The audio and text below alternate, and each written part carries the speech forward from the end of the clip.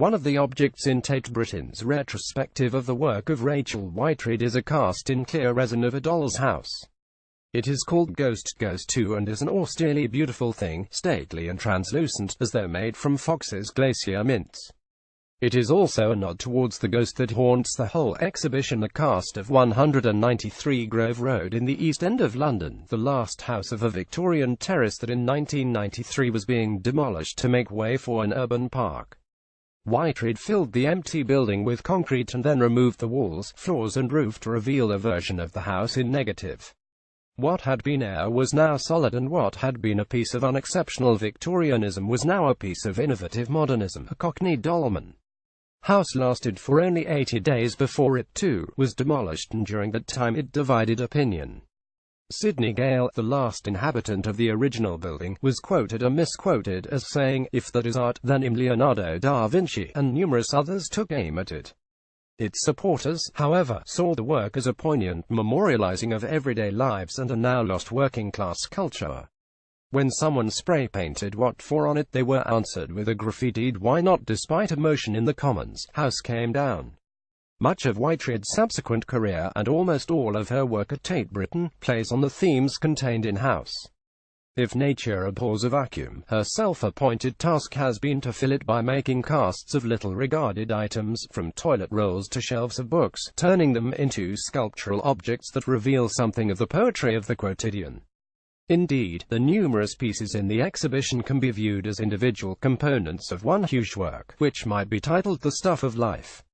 Whiteread came to prominence as part of the Hurstman-Chapman brothers' generation. Charles Saatchi included her cast of A Room in his 1992 Young British Artists show, and she appeared in the 1997 Sensation exhibition that noisily launched the YBAs as a group. She was never, however, a fully fledged member, not least because she was not part of the ex-Goldsmiths cluster that was at its heart, although her subject matter more closely resembles the work of Michael Craig Martin, the George Martin figure in the YBA story, than does that of any of his students, Damien Hirst, Sarah Lucas, Gary Hume, Matt Collishaw and Sam Taylor Wood, now Taylor Johnson among them.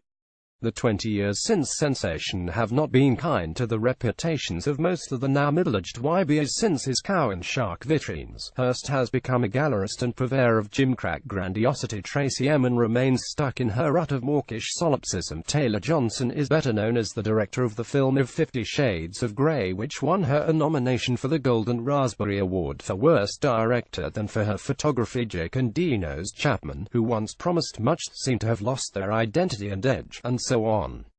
With each passing year, the YBAs look more facile and the moment in the sun less of a significant turbo boost for British art and more of a blip.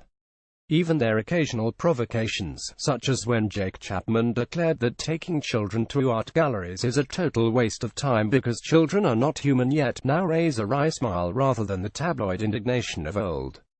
Whiteread's reputation, though, has held up, in part perhaps because her work is founded on traits that are decidedly unIBA. The mood that her pieces transmit is one of contemplative silence, and her themes, memory and shared experiences, have a universality that says look at us rather than look at me. Looking is nevertheless the first thing that her work demands. Its inside-outness takes some getting used to. In her hands, the banal becomes strange. The first work in the show is entitled 100 Spaces from 1995 and comprises the casts of the space beneath 100 chairs captured in fruit jelly shades of resin. Before the brain registers the imprint of chair legs, stretchers and the underside of seats, the objects appear random, laid out in ranks like avant-garde chess pieces. Once the mental link has been made, however, the viewer's perception readjusts. We start to see these shapes first as coalescences of air and then as having a human aspect. These were places where 100 pairs of legs once kicked and innumerable shoes were discarded. All of her pieces are quietly biographical since they bear the imprint of anonymous lives. The exhibition contains a series of casts of mattresses that slump against the walls, the surfaces scored with the weave of the ticking. There are half a dozen doors, from grand double ones and the standard panelled variety to the rough timber doors of sheds, and in some the heads of the screws that once held locks in place stand proud in the plaster-tinted resin rather than being recessed.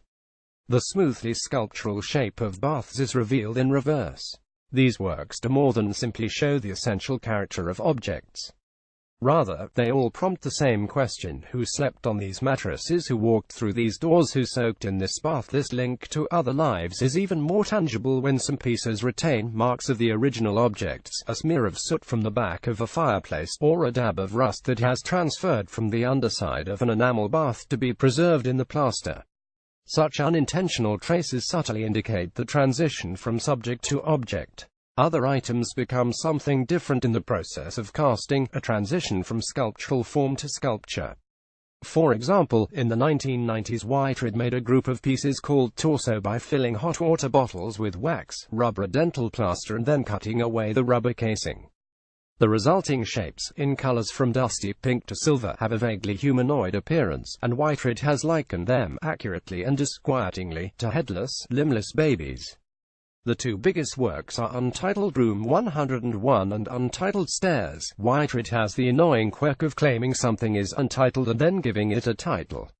The first is a full-size cast of the room at the BBC's old broadcasting house that was George Orwell's model for Room 101 in 1984, while the second is an Escher-like version of the interlocking staircases at the artist's home, a former synagogue. These are massive works, made in sections and put together to form the facsimiles. Because the process has preserved the textures of the originals, from worn treads to peeling wallpaper, the works demand to be looked at close up as well as from a distance. Chance has given them surface patterning that sculptors have to carve with rasp and chisel. What the exhibition does not show is any great development in Whiteread's art. She is a somewhat limited artist whose method and themes have remained largely consistent over the past 30 years. But in refining her technique, she also refines the expressive possibilities of her work, as with her casts of the boxes that contained various items that belonged to her mother when she died, acquired work of preservation on more than one level. Casts, of course, also have a long art historical provenance, both as reproductions of classical sculptures and as teaching aids for artists, and Whiteread's work references this history as well as the minimalism of Carl Andre and Donald Judd, although her pieces are more tactile than theirs and she has clearly looked at Giorgio Morandi. Yet she is, in essence, a still-life artist whose work commemorates every man, the pattern of whose daily life she freezes in time. The exhibition runs until the 21st of January 2018.